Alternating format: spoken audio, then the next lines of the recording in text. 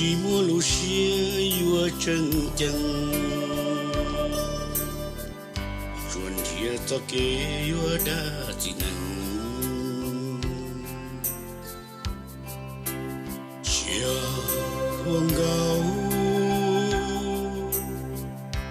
chỉ bao nhiêu hoa rong cho lần từ chuẩn thiệt đã tu đau tu một sự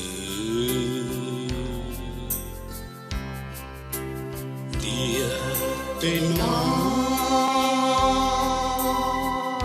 cho nên sẽ lo cho bao nhiêu cho bao tình mù lo lo bê toàn đã chỉ giàu lũ xia nhỏ khó tư bao nhiêu lúa xia tia yo lúa tia,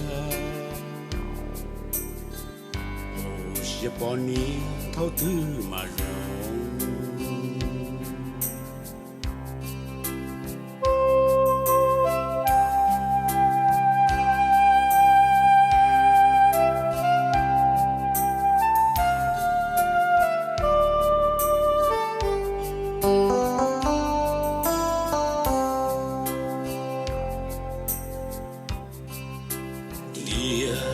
Tên nó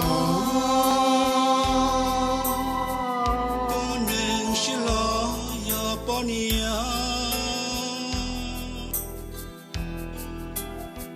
cho bao tình mù lo lo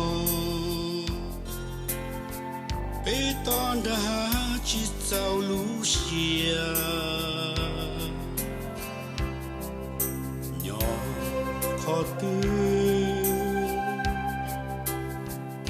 bao nhiêu lúa xia tia yo lúa tia, xia bao nhiêu thâu thứ mà rong.